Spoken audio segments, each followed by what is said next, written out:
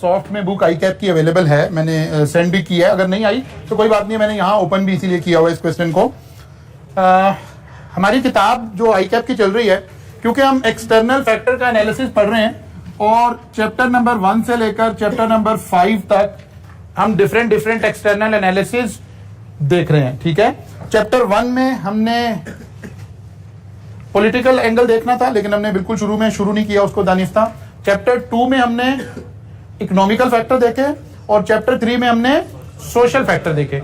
इसी तरह 5 फैक्टर हमने असल में स्टडी करने हैं, लेकिन क्योंकि जाहिर है आप लोगों के ध्यान में अगेन एंड अगेन ये बात आ रही है कि यार सवाल कैसे आएगा, क्वेश्चन कैसे आएगा, तो हम उस बात को एड्रेस करने के लिए कुछ क्वेश्चंस को टेकअप करते हैं।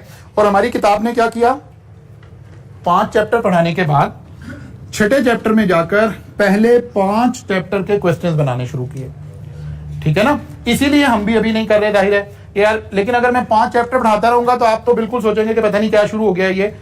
अब हमने चैप्टर 6 में जब कोई क्वेश्चन आ रहा है तो उसका एनालिसिस मांगा जा रहा है 5 डिफरेंट हेड के अंदर। हमने क्योंकि 2 हेड पढ़ लिए हैं, इकोनॉमिकल एनालिसिस और सोशल एनालिसिस, तो हम कुछ बिजनेसेस के ये 2 एनालिसिस करके देखते हैं ताकि हमें पता चले कि हमारे सिलेबस की रिक्वायरमेंट क्या है, हम क्या पढ़ रहे हैं और एग्जाम में क्वेश्चन किस तरह से आ रहा होगा। तो दिस इज क्वेश्चन नंबर 1 आपकी किताब में, आई कैप की किताब में ये क्वेश्चन नंबर 1 के तौर पे आ रहा है। आगे ये बुक आप लोगों को पेज नंबर खोल लो यार, पेज नंबर मैंने बताना। वेरी गुड यार, माशाल्लाह, चश्मे बदूर। तो जनाब चैप्टर नंबर 6 ओपन कर लें आप बुक में से, अगर आपके पास सॉफ्ट में आ गया, अदरवाइज यहां से रीड कीजिए। एक सिनेरियो डिस्कस हो रहा है, एक बिजनेस डिस्कस हो रहा है, इसको पढ़ेंगे आप लोग।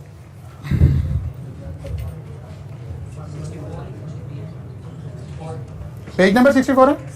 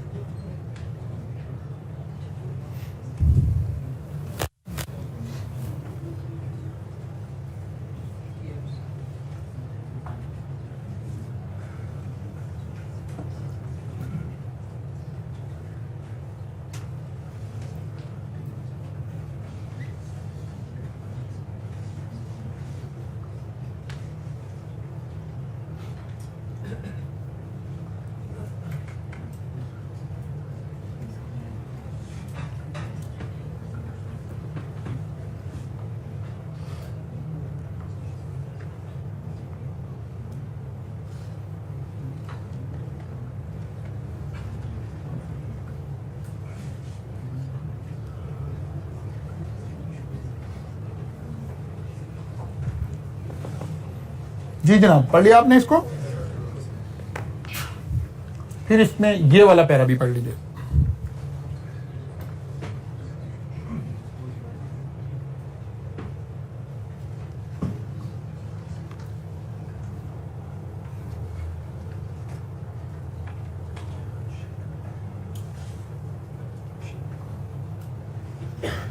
एक बिजनेस डिस्कस किया गया आपके साथ, ठीक है ना, उसका नाम क्या रख दिया जी, राइड रख दिया। बेसिकली ये केस स्टडी है उबर की, क्रीम की, इसकी केस स्टडी है। Suppose you are hired as a consultant to plan the launch of Ride in Pakistan and are asked to study the external business environment of Ride. External business का मतलब है वो 5 factor, लेकिन अभी हमारे ध्यान में क्या मतलब है, 2 फैक्टर, ठीक है। हमने देखना है कि इकोनॉमिकल एनालिसिस हम इसका करें तो क्या होगा, और हम इसका सोशल एनालिसिस करें तो क्या बेनिफिट्स हैं, क्या ड्रॉबैक हैं। अब जो इस तरह के सवाल हैं, यहां 2 टाइप क्वेश्चन आपको नजर आएंगे जब आप इस तरह की चीजें देखेंगे। अगर हम गौर करें अभी हम इकोनॉमिकल एनालिसिस की बात ध्यान में रखकर पहले इसका एनालिसिस शुरू करते हैं। एक जनरल सवाल बना हुआ है जिसमें कोई खास इकोनॉमिकल डेटा डिस्कस नहीं हो रहा, ठीक है ना। कोई इकोनॉमिक इंडिकेटर, कोई इकोनॉमिक कंडीशन, कोई रिसेशन चल रहा है, बूम चल रहा है, जीडीपी क्या चल रही है, इन्फ्लेशन क्या चल रही है, स्टॉक एक्सचेंज, कोई डाटा नहीं है,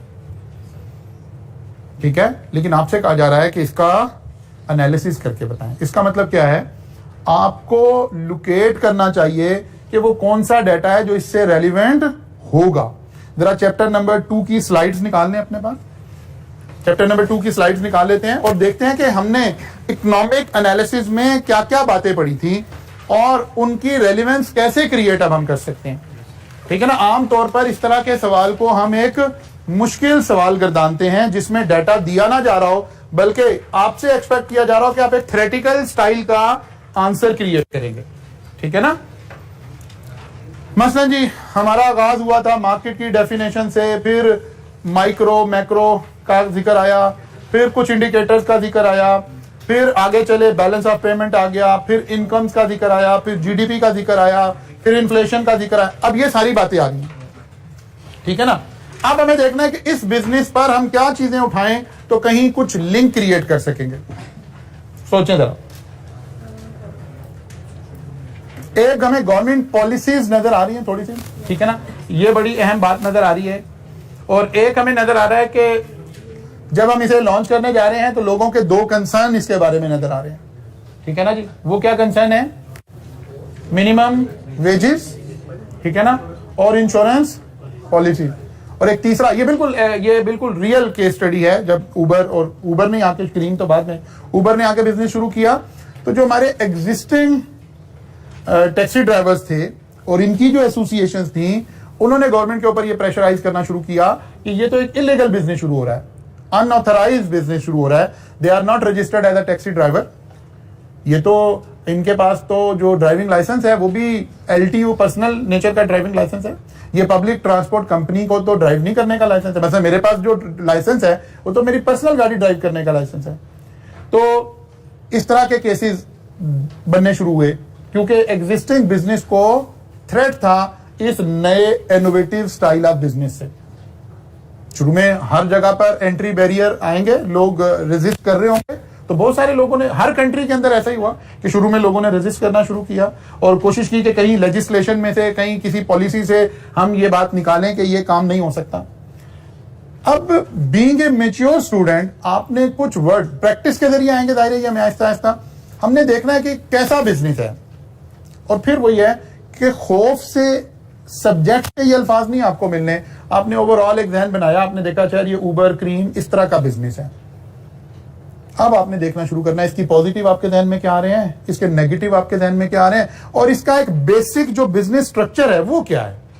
मतलब उबर, क्रीम, ये सारे जो बिजनेसेस थे ये रिसोर्सेज की शेयरिंग के बिजनेस थे कि जो रिसोर्स मेरे पास ऑलरेडी मौजूद है उसको मैं शेयरिंग करके और बिजनेस करूं। एक्चुअली जो ओरिजिनल आइडिया ऑफ उबर था वो ये नहीं था कि there are people who are taxi driver who provide services, ये आइडिया नहीं था, बल्कि इसका ओरिजिनल आइडिया जहां से ये ओरिजिनेट हुआ, ओरिजिनल आइडिया था कि मैं घर से निकला हूं, मुझे कॉलेज तो आना ही है, मैं देखूं कि क्या जिस टाइम पर मैं निकलता हूं, अगर मैं जाते हुए इसी लोकेशन में कोई बंदा जाना चाहता है वो भी मेरे साथ बैठ जाए, तो मैंने कॉलेज तो आना ही आना है, मेरा फ्यूल भी खर्च होना ही होना है, मेरी गाड़ी की मेंटेनेंस भी होनी है। कभी आपने कॉस्ट अकाउंटिंग में रेलिवेंट कॉस्टिंग पढ़ी थी, अब ये सारी फिक्स में कन्वर्ट हो गई है। इसका मतलब है जो भी अमाउंट मैं रिसीव करूंगा वो मेरी इनकम ट्रीट होगी, बिकॉज बाकी सारी कॉस्ट जो आ रही है वो तो इररेलेवेंट होगी, ये फिक्स कॉस्ट में कन्वर्ट हो गई है। एक्चुअली ये आइडिया ये था। वो अकल अलग बात हुई कि जो टैक्सी ड्राइवर्स मौजूद थे उन्होंने इस आइडिया को हाईजैक कर लिया, उन्होंने फुल टाइम सर्विसेज यही प्रोवाइड करना शुरू कर दी। एक्चुअली ये जो ट्रांसपोर्टेशन कॉस्ट है उसको ड्रास्टिकली नीचे लाने की बात हो रही है। मैं घर से निकला हूं, मुझे कॉलेज आना है, यहीं इसके साथ हिसाब का कोई एक टीचर आना चाह रहा हो और वो मुझे कहे यार मैं 100 रुपये आपको पे करूंगा, तो वो तो मुझे 100 रुपीज भी आ ही रहे हैं। मैं ये थोड़ी देखूंगा कि मेरी फ्यूल की कॉस्ट कितनी आ रही है, मेरा टाइम कितना लग रहा है, भाई ये तो सब कुछ लगना ही लगना है।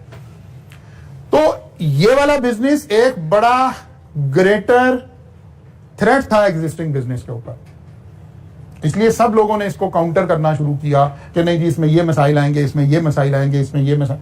हमें एक जनरली थोड़ी सी अंडरस्टैंडिंग ऑफ द बिजनेस होना चाहिए कि क्या इसमें इन्वेस्टमेंट रिक्वायर्ड है, कोई इन्वेस्टमेंट रिक्वायर्ड नहीं है।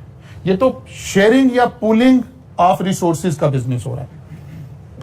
ना एम्प्लॉय के जो कस्टमर है ना उसको कुछ भी करना, ऑलरेडी सब लोग स्मार्टफोन के यूजर हैं, एक ऐप के जरिए से ये सारा काम शुरू हो जाएगा। आपको भी कोई कॉस्ट नहीं लगानी, मुझे भी कोई कॉस्ट नहीं लगानी। मेरे पास अगर ऑलरेडी गाड़ी है तो मैं गाड़ी की सर्विसेज ऑफर कर रहा हूं, मेरे पास अगर बाइक है तो मैं बाइक की सर्विसेज ऑफर कर रहा हूं।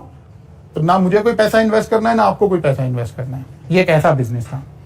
फिर हमें कहीं इसके सोशल नॉर्म्स भी देखने पड़ेंगे, किन लोगों को अट्रैक्ट करेगा ये बिजनेस, कैसी सोसाइटी होगी तो ये बिजनेस ज्यादा अच्छा चलेगा, ये सोसाइटी का कौन सा सेगमेंट है जहां पे हम पेनिट्रेट करेंगे, हमारी राइट टारगेट मार्केट कौन से लोग होंगे, फिर बाकी बिजनेसेस पर इसके इफेक्ट्स क्या आएंगे।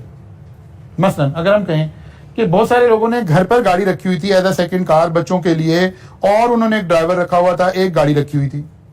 इस बिजनेस के आने से उस बिजनेस पर क्या इफेक्ट पड़ा, पॉजिटिव के नेगेटिव?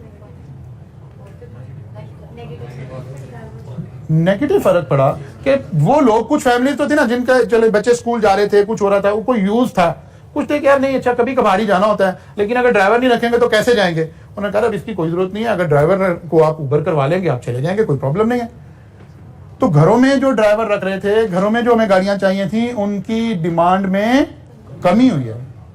क्या ठीक है आप उबर कराएंगे चले जाएंगे। अब एक यंग जनरेशन आ गई, अब एक बच्चा है कॉलेज गोइंग है और थोड़ा वालिदैन उसके अफोर्ड करते हैं, अब वो वैन पे नहीं जा रहा, स्कूल वैन कॉलेज वैन पे नहीं जा रहा, कॉलेज बस पे नहीं जा रहा, बल्कि डेली उबर करवाता है, चला जाता है आ जाता है, चला जाता है आ जाता है। वो फील भी करता है कि यार मुझे पब्लिक ट्रांसपोर्ट पे नहीं जाना चाह रहा, मैं आराम से गाड़ी पे साफ सुथरे उसमें ही जा रहा हूँ आ रहा हूँ। पहले पेरेंट्स को उसके लिए गाड़ी ड्राइवर रखना पड़ रहा था, अब नहीं रखना पड़ रहा। एक्चुअली इसमें से हमें इस तरह की कुछ चीजें सॉर्ट आउट करनी पड़ेंगी।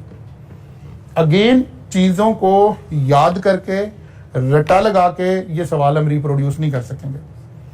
हमें हर दफा सिनेरियो को समझ के उसमें से कुछ पॉजिटिव या नेगेटिव चीजें ढूंढनी पड़ेंगी, और फिर चंद सवाल करने के बाद हमें पता लगेगा कि अच्छा यार ये बातें हो रही हैं। अभी हम पहले देखते हैं इस बात को, हम इकोनॉमिक एंगल से ही देखते हैं।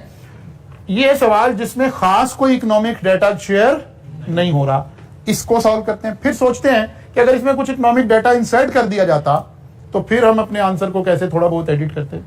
तो देखिए जी, इकोनॉमिक फैक्टर, सबसे पहली लाइन क्या लिखी है, industry that ride operate is in the sharing economy.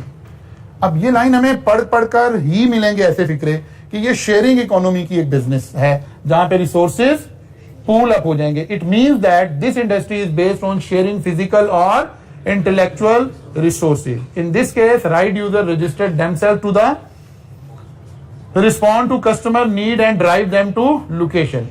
It's often deemed cheaper than taxis and easier to schedule their ride. ये हम easy की बात क्यों कर रहे हैं, cheaper क्यों कह रहे हैं? उस ओरिजिनल कॉन्सेप्ट की वजह से जो मैंने आपको दिया कि द रियल कॉन्सेप्ट ये नहीं था कि एक शख्स एज अ गाड़ी लेकर फुल टाइम उबर की ड्राइव कर रहा है, वो चीपर वाला कॉन्सेप्ट तो खत्म हो गया। फिर तो चीपर नहीं है, फिर तो एक नॉर्मल टैक्सी वाले ड्राइवर का भी फ्यूल खर्च हो रहा है, मेरा भी फ्यूल खर्च हो रहा है। मैं एयरपोर्ट जा रहा हूं जी अपने भाई को पिक करने के लिए, और मैंने रास्ते में एक राइड भी बिठा लिया एयरपोर्ट ही। अब फ्यूल तो इररेलेवेंट हो गया, एयरपोर्ट के जो टोकन मैंने फीस देनी है वो तो इररेलेवेंट हो गया, मेरा टाइम कितना लगना है ये तो इररेलेवेंट हो गया। अब मैं किसी भी प्राइस पर ऑफर कर सकता हूं। डिसीजन मेकिंग कैफ 3 वाली, वो कॉस्ट वाली, ठीक है ना। इस वजह से हम इसे कह रहे हैं कि ये एक चीपर बात हो रही है। अब जब तक हमारे जहन में थोड़ी सी नॉलेज इस तरह का नहीं होगा, जब तक हम कहेंगे यार ये चीपर क्यों होगा बाय द वे। अच्छा, क्या शुरू में अगर आप गौर करें, हमें उबर करीम चीपर फील भी हो रही थी, लेकिन फिर क्या हुआ, पाकिस्तान था ना, पाकिस्तान था, क्या किया उसने, उबर ने करीम को टेक ओवर कर लिया।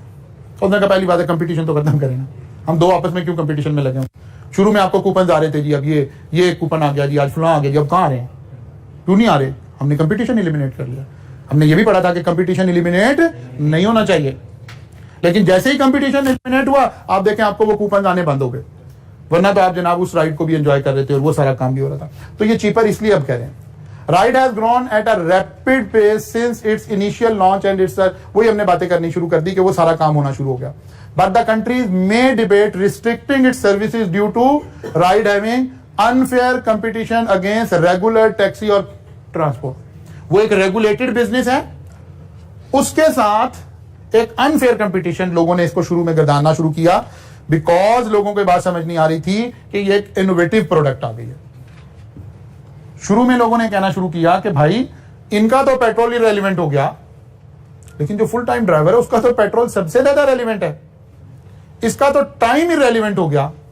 मुझे तो एयरपोर्ट जाना ही जाना था, जाने में कितना टाइम लग रहा है, कितना ट्रेवल करना पड़ रहा है, ये तो इररेलेवेंट हो गया मेरे लिए।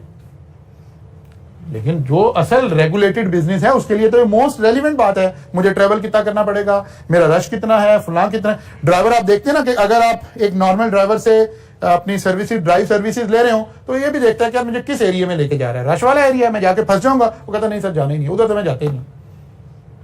मगर आप किसी ड्राइवर से कहें शाम के टाइम में कि मुझे शालमी वाली साइड पे उतार दे, वो कहता नहीं सर उधर नहीं मैंने जाना, उसे पता है मैं वहां जाके फंस जाऊंगा। लेकिन एक आदमी जा ही उतर रहा है, उसका ट्रैफिक का रश, उसकी पेट्रोल की कॉस्ट, उसकी ट्रेवलिंग का डिस्टेंस, सारी चीजें क्या है, इररिलेवेंट है। तो कह रहे कि इसके ऊपर दुनिया भर में बहस होती रही कि अनफेयर कंपटीशन आ रहा है किनके अगेंस्ट, रेगुलर टैक्सीज के या पब्लिक ट्रांसपोर्ट के। The increasing competition can cause a drop in पे डिस्पाइट द न्यू अपॉर्चुनिटी। वो कह रहे जब कंपटीशन आएगा और उबर जा रही होगी किसी जगह पर 500 रुपए में और दूसरा ड्राइवर मांग रहा होगा 1000 रुपया, जबकि दूसरा रेगुलेटेड बिजनेस है, और ये वो कंपीट कैसे करेगा। अब वो अपनी मिनिमम वेज, अगर किसी बंदे ने ड्राइवर रखा हुआ है वो कहेगा भाई पैसे ही नहीं है, तुम्हें भी कम पैसे दूंगा, ये प्रॉब्लम आएगा। ड्रॉप इन पे डिस्पाइट न्यू, अगरचे अपॉर्चुनिटीज क्रिएट हो रही हैं, हर आदमी के पास एक अपॉर्चुनिटी आ गई है कि वो कुछ ना कुछ कमा सकता है, कुछ ना कुछ इससे लेकर जा सकता है। हर वो शख्स जिसके पास बाइक है, जिसके पास गाड़ी है, वो काम कर सकता है अगर वो करना चाहता है तो। People may consider whether this type of service bring new avenues to earn an income or take away livelihood to large part of the workforce that is pushed out of business. Line रहेगी बीच में से, livelihood from existing services। वो कह रहा है कि लोग इसको ऐसे भी तो कंसिडर करेंगे कि क्या ये एक अपॉर्चुनिटी है या बेचारे उन लोगों के लिए, सबके लिए एक थ्रेट है जो already traditional public transport companies चल रही थी, वो तो सारे का सारा काम खराब हो जाएगा। This give rise to large part of the workforce that is pushed out of the business and add to unemployed population. अब ये इसका मतलब है गवर्नमेंट ने देखना है कि वो क्या कंसिडर कर रही है।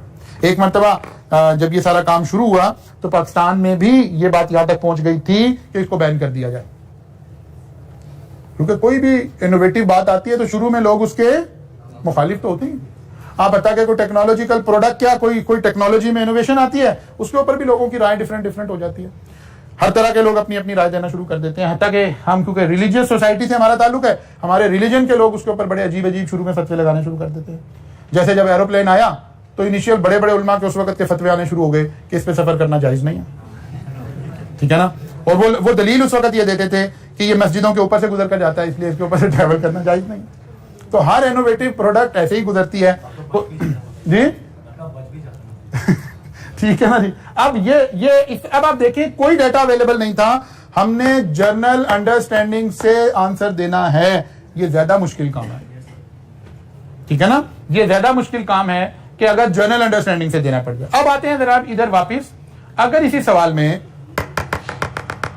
एग्जामिनर हमें कुछ हिंट दे देता, ठीक है, एग्जामिनर हमें कुछ हिंट दे देता, मसलन वो कहता जी इकोनॉमी में इन्फ्लेशन बहुत ज्यादा है, जीडीपी रिड्यूस हो रही है, ठीक है, जीडीपी रिड्यूस हो रही है, इन्फ्लेशन ज्यादा है, फ्यूल प्राइसेस बहुत बढ़ गई हैं, ये 2-3 बातें यहां लिखी होती। अब आंसर देना रिलेटिवली आसान है। अब आपको इस बिजनेस के जो बेसिक से फंडामेंटल हैं, वो जो चंद लाइनें लिखनी है, वो नहीं भी पता होंगी ना तो आप सोचेंगे अच्छा यार अगर महंगाई हो रही है, हाँ इतना सा आइडिया तो फिर भी आपके ध्यान में होना चाहिए कि ये वाला बिजनेस महंगा बिजनेस है कि सस्ता बिजनेस है। सस्ता बिजनेस है। अगर महंगाई हो रही है तो लोग तो इसे ब्लेसिंग समझेंगे कि यार मैं फुल टाइम ड्राइवर ना रखूं, गाड़ियां महंगी हो गई हैं जी, तो ये इस बिजनेस को प्रमोट कर रही है बात के डिस्करेज कर रही है। दोनों तरह से बात है, दोनों तरह से बात। मैं घर में बच्चों के लिए एक एक्स्ट्रा गाड़ी खरीदूं या कि उबर सर्विसेज बच्चों को कहूं बेटा इसको यूज कर लेना, और जिस बंदे ने उबर सर्विसेज ऑफर करनी है, फिर बात वही है कि एक्चुअली जो रियल थीम है जिस बंदे ने गाड़ी खरीद कर उबर पर डालनी है वो तो हमारे बिजनेस का आइडिया ही नहीं है। ये तो बिजनेस उन लोगों का है जिनके पास ऑलरेडी गाड़ी मौजूद है। शेयरिंग, इसीलिए पहली लाइन क्या लिखी हुई है, ride is a rapidly growing transportation services provider, it's an, अच्छा सवाल आ गया। तो पहली लाइन में ही इस आइडिया को बताया गया है कि भाई ये बिजनेस कौन सा है, ये तो शेयरिंग का बिजनेस है। अब अगर वो इसमें कुछ डेटा इंसर्ट कर देता तो हमें सवाल का जवाब देना आसान हो जाता कि यार इन बातों को कम से कम कवर कर लेंगे तो मसाइल हल हो जाएंगे। फ्यूल प्राइसेस बढ़ गई हैं, ओरिजिनल आइडिया में फ्यूल प्राइस इररेलेवेंट है। फिर उसी एग्जांपल को याद रखें कि मैं एयरपोर्ट तो जा ही रहा हूं, फ्यूल प्राइस तो इररेलेवेंट है, गाड़ी की प्राइस तो इररेलेवेंट है। इसका मतलब है अगर महंगाई हुई है तो ये वाला बिजनेस फ्लोरिश करेगा, इसकी लॉन्च ज्यादा बेहतर है। अगर जीडीपी कम हुआ है इसका मतलब है लोगों की परचेजिंग पावर कम हुई है तो लोग गाड़ियां नहीं खरीद सकेंगे, लेकिन चलें उबर राइड तो ले लेंगे। तो ये सारी पॉजिटिव, हमें इस बिजनेस में ये सारे फैक्टर पॉजिटिव नजर आने चाहिए।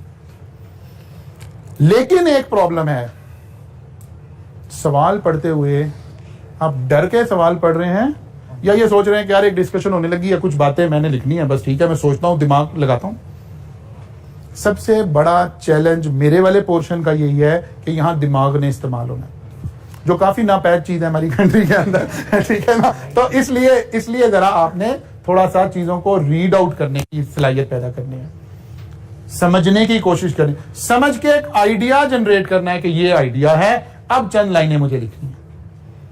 इसका मतलब है अगर जीडीपी कम होना बताया जाता है तो हम फिर भी पॉजिटिव लेते इस बात को, इन्फ्लेशन बताई जाती है हम फिर भी पॉजिटिव लेते इस बात को, गाड़ियों की कीमतें बढ़ने का बताया जाता है हम फिर भी पॉजिटिव लेते इस बिजनेस को। ये रेलिवेंट डाटा हो सकता है जब एग्जामिनर इसमें से यूज करे, तो बगैर डाटे के हो तो फिर हमें ऐसे काम करना पड़ सकता है। क्लियर हो गई बात? अब सवाल तो आपने पढ़ा ही हुआ है, अब हम देखते हैं इसके सोशल फैक्टर्स क्या होंगे। तो जरा एक नजर डालिए, जरा सोशल वाली स्लाइड्स निकालिए और जरा देखते हैं कि सोशल फैक्टर से हमारी मुराद क्या थी।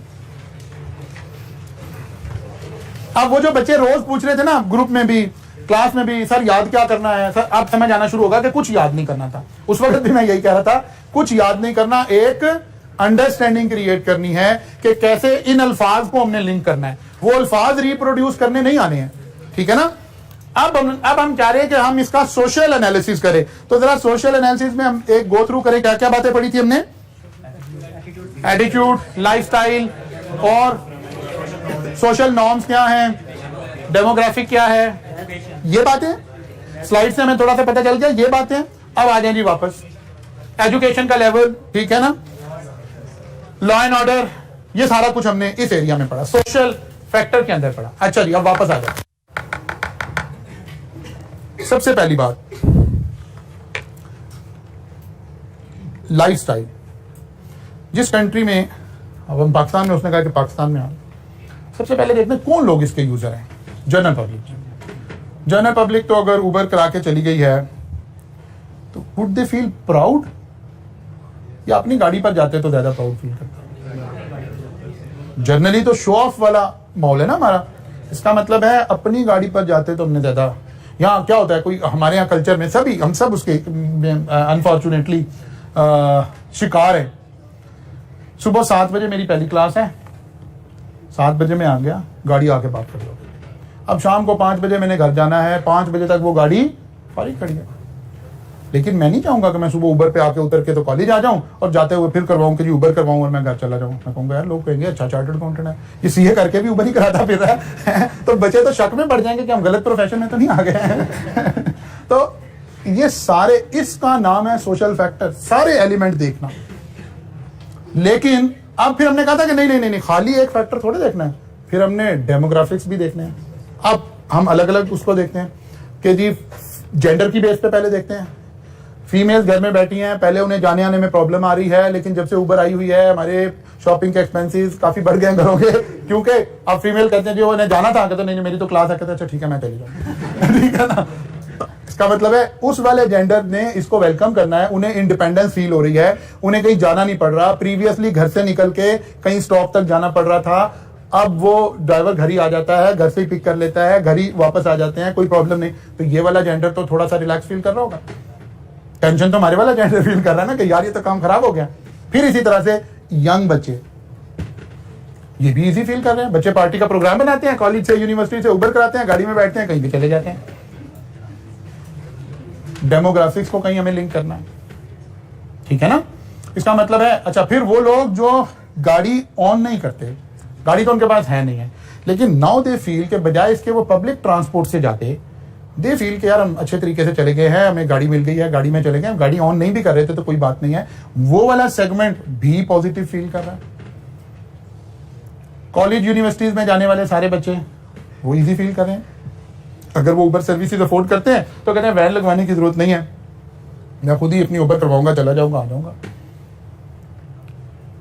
वो गाड़ी समटाइम ले जाना, अपनी गाड़ी है भी, वो कहते नहीं गाड़ी नहीं। अच्छा हम आप भी अक्सर अगर हमें यहाँ कोई शालमी वाली साइड पे जाना पड़ जाए तो हम क्या करेंगे, अपनी गाड़ी यही खड़ी रहने देंगे, तो यार उबर मंगवा दो जरा, मुझे जाना है।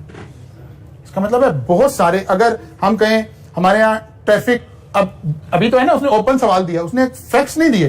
वो कहता है फर्ज किया पाकिस्तान का, वो कहता है बड़ा मसाइल है, यहाँ पार्किंग प्लाजाज नहीं बने हुए हैं, पार्किंग की जगह नहीं मिलती है। इसका मतलब है इस सर्विसेज के लिए तो बड़ी अच्छी बात है, मुझे पार्क तो करना ही नहीं है, मैं तो आराम से उतर के चला जाऊंगा, ड्राइवर जाने उसका काम जाने। ऐसे वो चीजों को इंसर्ट करेगा, या वो कहेगा नहीं इस सोसाइटी में, इस सिटी में शो ऑफ कल्चर है। इसका मतलब है फिर बेहतर बात नहीं है, ये शो ऑफ पे तो पूरी नहीं उतरती है बात। शो ऑफ पे तो पूरी उतरती है, मैं अपनी गाड़ी से उतरूं, गाड़ी पार्क करूं और फिर आऊं। अब इस तरह से हमने लाइफस्टाइल के साथ, डेमोग्राफिक्स के साथ, बाकी चीजों के साथ इसको लिंक करना है। जी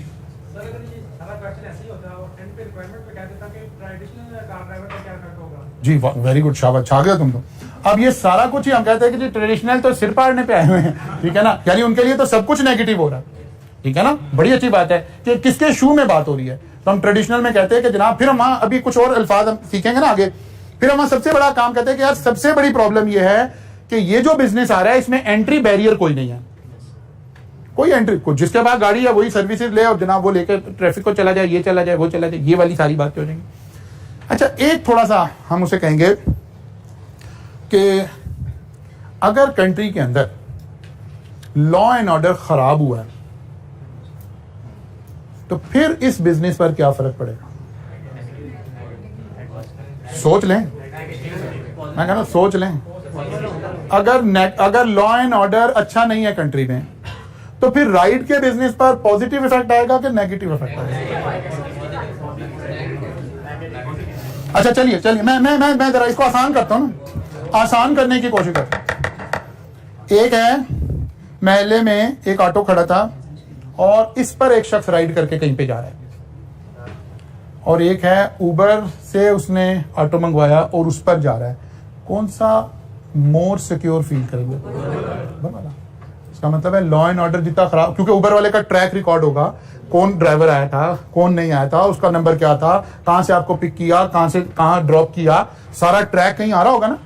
उस दूसरे वाले का तो बिल्कुल कोई ट्रैक नहीं होगा। जी जनाब, आप कुछ कहना चाहें?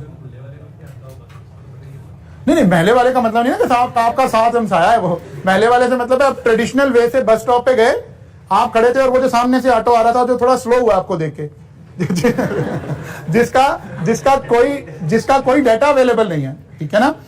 मसलन आप जब, अगर हम ऐसे अपने कल्चर में भी देखें, बहुत सारे लोग थे जो ऐसे फीमेल्स को अकेले जाने नहीं देते थे कि यार नहीं, कोई पता नहीं कौन ड्राइवर है कौन नहीं है। लेकिन फिर ग्रेजुअली आहिस्ता आहिस्ता उबर और करीम ने आके इस वाले मामले को थोड़ा सा रिलैक्स किया, बिकॉज थोड़ी सी डॉक्यूमेंटेड ट्रांजैक्शन है, थोड़ा सा पता है कहां गए हैं, कौन लेकर आया है, कौन जा रहा है, कहीं उसका कोई थोड़ा बहुत ट्रैक रिकॉर्ड मौजूद है। तो रिलेटिव टर्म में ये ज्यादा सिक्योर फील हो रहा है ट्रेडिशनल वाले से, ठीक है ना। मतलब जब आप इससे पहले उबर वाली ऐप से पहले जब आप उससे आते थे,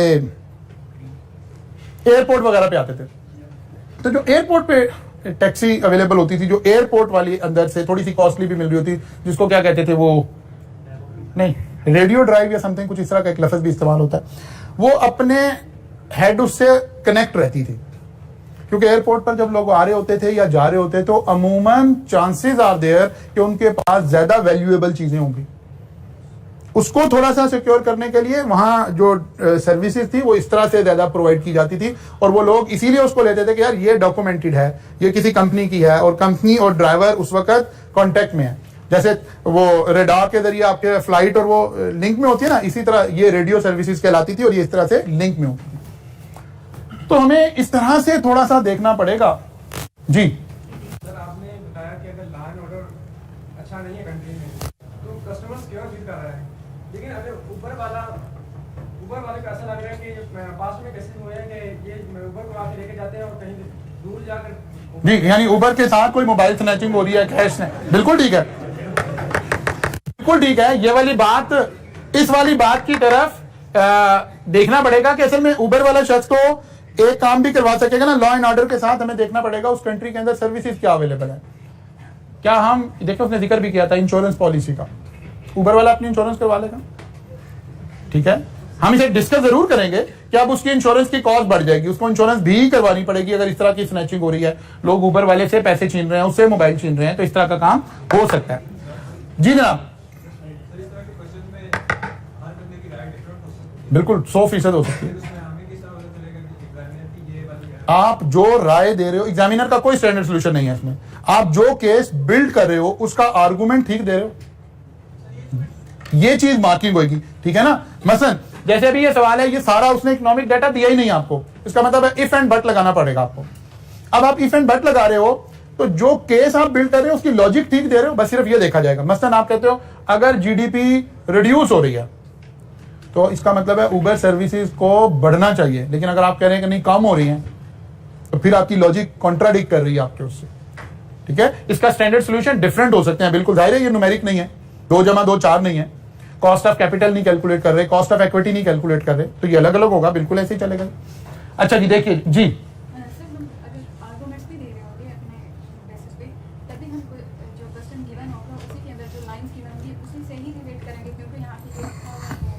हाँ, मैं इसीलिए तो मैं कह रहा हूं कि सबसे पहले मैंने बात की कि ये जो सवाल था ये सबसे मुश्किल सवाल है।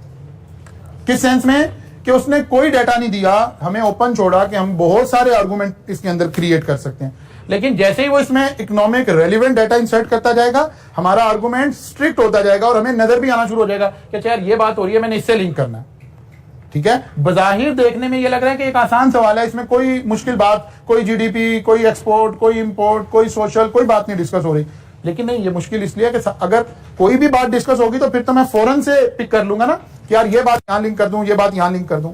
तो ये एक ओपन क्वेश्चन है जिसके अंदर हमें अजम्पशंस लेनी है। अच्छा जी, social factor, customer of ride enjoy it's easy to access platform, सबसे आसान, सबसे पहली बात कि इजी टू एक्सेस है, कोई लंबा चौड़ा काम नहीं है। The main target market of the company is young generation from upper middle class that want convenient and fast service which is available. उसने देखिए फौरन उसने क्या किया, डेमोग्राफी के साथ एक जेंडर उठा के उसने लिंक कर दिया। अच्छा, हम इससे भी थोड़ा बेटर भी बात कर रहे थे, शायद हो सकता है अभी उसने भी लिखा हुआ, हम मेल फीमेल के एंगल से भी बात कर रहे थे, उसने भी लिखा हुआ है। ऐसे ही हमें लेकर चलना है, ऐसे ही हमें थोड़ा सा इसको टारगेट करना है, ठीक है ना। अब सारा काम चलेगा कैसे, सारा काम चलेगा कि अगर today more women are integrating in society as they become more, जो रोना मैं रो रहा हूं आपके साथ, यही तो मैं कह रहा हूं कि जब से ये सर्विसेज आई तो जो फीमेल्स थी वो लिटिल बिट इंडिपेंडेंट हो गई, जब इंडिपेंडेंट हो गई तो जाहिर है उसका एक इंपैक्ट आ रहा है। वो इसी तरह से आपने सोचना है, इसी तरह से आपने चीजों को लेकर चलना है। सारा टारगेट, सारा काम इसके ऊपर है कि आप क्वेश्चन को लिख कर देखेंगे तो पता चलेगा। भले शुरू में स्टेप 1 के तौर पर ये क्वेश्चन है, इसका स्टैंडर्ड आंसर आप पढ़ लें एक मरतबा, कोई प्रॉब्लम नहीं है, पढ़ने के बाद लिख देखें। लेकिन अगर आप लिख कर नहीं देख रहे होंगे तो फिर ये वाला टॉपिक आपका, हमारे सिलेबस का ये वाला पोर्शन मुश्किल हो जाएगा। बिकॉज आप जब से हमने, आज मेरे ख्याल 3rd या 4th वीक शुरू हुआ है, जब से हमने पढ़ना शुरू किया, आप सब लोग वन और अदर वे एक ही बात पूछ रहे हैं, सर इसमें से याद क्या करना है, सर इसमें से याद कुछ करना ही नहीं है। अब पूछे क्या याद करना है, याद तो कुछ करना ही नहीं है, इसके इनके अल्फाज को उठाकर लिंक करना सीखना है। वो समझ इसलिए रहे हैं कि कहीं हमें अंडरस्टैंडिंग में कहीं चीजों को हम बेटर वे से लेकर चल सके। इसलिए आज का आपका टारगेट यही है, क्वेश्चन नंबर 1, आप इसको घर जाके पहले स्टैंडर्ड सॉल्यूशन को एक एक लाइन रीड करेंगे और फिर दोबारा कोशिश करेंगे कि इसको लिख कर देख लें। हाँ, इसको बेसिकली अब तो गवर्नमेंट ने अलाउ कर दिया ना, अब तो ये, लेकिन अभी भी एक होता है ना, एक खास लॉ गवर्न करा, कोई लॉ गवर्न नहीं करा पूरी दुनिया में। यही तो मसला इसके साथ था, सबसे बड़ा प्रॉब्लम ही इस बिजनेस के साथ ही है ना। अब जो नए बिजनेसेस जितने भी आ रहे हैं, उनमें सबसे बड़ी प्रॉब्लम है, बिटकॉइन में सबसे बड़ी प्रॉब्लम क्या है? क्यों दुनिया की कोई भी मेन इकोनॉमी खड़े होकर नहीं कह रही कि यार बिटकॉइन एक लीगल करेंसी है, उसमें रेगुलेटर से आप बाहर निकल गए। अभी तो मुझे अगर यहां से पैसे ट्रांसफर करने हैं किसी दूसरे मुल्क में, तो बगैर स्टेट बैंक के रेगुलेशंस के मैं वो ट्रांसफर नहीं कर सकता। लेकिन अगर बिटकॉइन अलाउ कर दिया है तो ये तो सबसे आसान काम है, मैं अपना जितना मर्जी पैसा दुनिया के जिस मर्जी रीजन में ले जाके पार्क कर दूं। ये जितने नए हमारे टेक्नोलॉजिकल प्रोडक्ट जितनी आ रही हैं, ये क्या कर रही हैं? ये हमें रेगुलेशन से आजाद कर रही हैं। जैसे रेगुलेशन से हम आजाद होते हैं तो फिर इकोनॉमीज को और गवर्नमेंट्स को ये देखना पड़ता है कि यार इसके बाद हम कंट्रोल कैसे करेंगे चीजों को। जैसे ही आपकी फ्रीलांसिंग है, फ्रीलांसिंग ने क्या किया? कोई रेगुलेशन नहीं है, कुछ नहीं है। इससे पहले क्या होता था जी, इंपोर्ट करनी है तो फलां इदारे से रजिस्टर्ड हो, एक्सपोर्ट करनी है तो फलां से करें, और नहीं कुछ जी, चैंबर ऑफ कॉमर्स के मेंबर बने, फलां करें। अब क्या करना है? कुछ भी नहीं करना, नेट पे बैठे काम करें, अगले को देकर पैसे कमाएं। तो ये सारी इनोवेटिव प्रोडक्ट्स ऐसी हैं कि जिसके अंदर नॉर्मली कोई रेगुलेशन अप्लाई नहीं हो रहा। इसी से रिलेटेड ये केस स्टडी था। कल इंशाल्लाह कोशिश करेंगे 1-2 सवाल और सॉल्व करें हम इन 2 चैप्टर के, कोई 2-3 सवाल करके फिर अगले चैप्टर को इंशाल्लाह टेकअप करेंगे। कल मुलाकात होगी, यहां से आगे चलो।